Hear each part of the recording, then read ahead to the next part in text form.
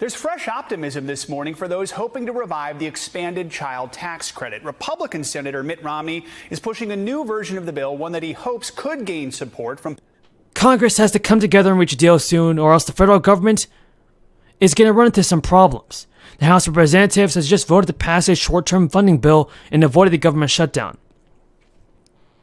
So there is a bipartisan agreement, everybody, that a broader funding deal is necessary, as well as bipartisan concern over the limitations imposed on federal entities if the government is focused on continuing to operate under stopgap measures. Chuck Schumer said ahead of the White House vote, that he intends to have the Senate take up the bill. But everybody, it's very important that the Senate votes on the bill very soon, or else the federal government temporarily shut down. According to Schumer, while negotiations on a full-year funding agreement continue, we will in the meantime avoid a pointless and costly government shutdown. Steny Hoyer said he's optimistic that Democrats and Republicans are getting closer to reaching a deal very, very soon, and it's known as the Omnibus Bill. House Appropriations Chairwoman Rosa DeLauro also said in a statement that introducing a stopgap bill that the country needs a government funding agreement to create good-paying jobs, grow opportunity for the middle class, and protect their national security. DeLauro told reporters, "We are close to reaching a framework government funding agreement, but we will need additional time to complete the legislation." Now, friends, progressive lawmakers strongly support another round of checks for American people. A group of progressives have recently proposed bills that would hand over recurring stimulus checks or guaranteed income with monthly payments. According to an official press release, the Support Act and the GPI Act is legislation designed to build a 21st century economy that is reflective of people's everyday needs. The cash would go to United States residents age 18 and older and to parents of underage dependents. The process would involve a $2.5 billion grant fund that would initially be used in pilot programs across the nation. The programs would be in place for a study. The federal government would then put in place a national guaranteed income program following a review of the findings. But the sad news, everybody, is that not everybody will qualify for this. Everybody's going to qualify for this. Single taxpayers would need an AGI of 75 grand or less in order to receive the payments. Folks, is President Biden doing all that it takes to send out stimulus checks? Tell me what you think in the comments. Both sides of the aisle. NBC's Ali Vitale has more on that. So, Ali, walk us through Senator Romney's new proposal, and does it have a chance? Yeah, look, Joe, this comes against the backdrop of what Steph just laid out. We were already seeing inflation at grocery stores, higher prices because of supply chain issues that stemmed from the pandemic. The child tax credit was one of the things done early on in the pandemic by Congress to help alleviate that financial strain for Americans. Of course, it lapsed at the end of last year when Congress couldn't come to consensus to extend it along with the rest of Biden's Build Back Better agenda. But now there is some renewed momentum here in Congress on the Republican side of the aisle. Senator Mitt Romney, one of those Republicans, coming forward with his own plan. This one includes strict work requirements, as well as slashing programs that aid vulnerable Americans, as well as proposing making significant changes to the tax codes. Some of those things could be sticking points for Democrats. But that being said, Romney just last week with reporters said he was in the preliminary phases of discussions with some Democrats on this, trying to come to some consensus on doing the child tax credit as a standalone bill in a bipartisan fashion. We know that in terms of Build Back Better, that is stalled and remains very quiet here. But on the child tax credit, one of the key people that we regularly talk to about this was Senator Joe Manchin. He has made clear that he wants to see a work requirement in this if it were to go forward. So that could be a point of commonality as we look ahead here. There are also other Democrats. Senator Hagerty of Tennessee is recognized. Chairman Brown, thank you. Ranking Member Toomey, I appreciate your holding this hearing.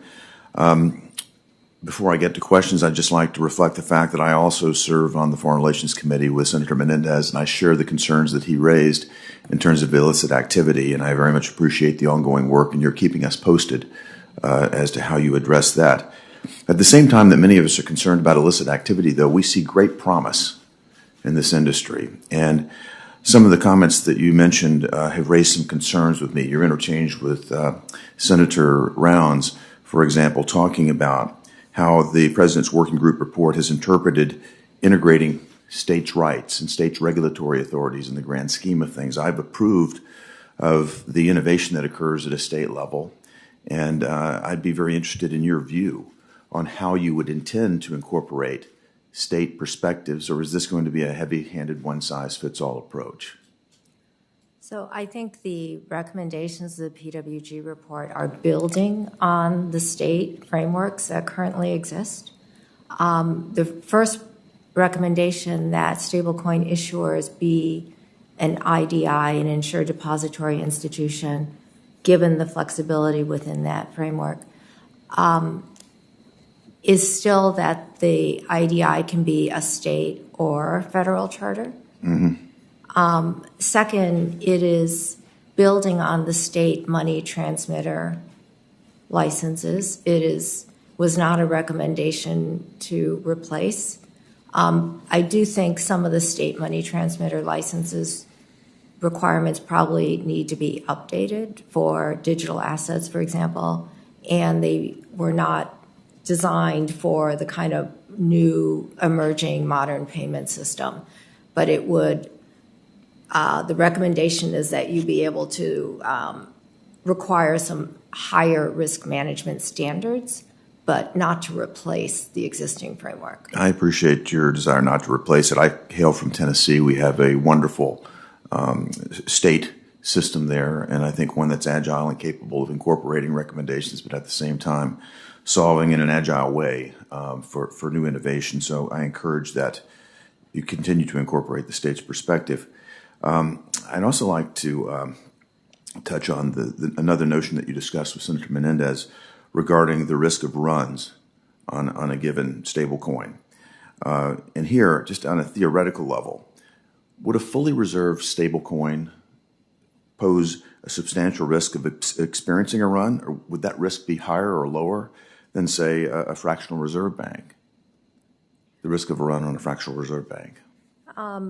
The fractional reserve bank is backed by either deposit insurance or lender of last resort discount window facilities that can, with regulation of the assets, and the fractional reserve can prevent runs.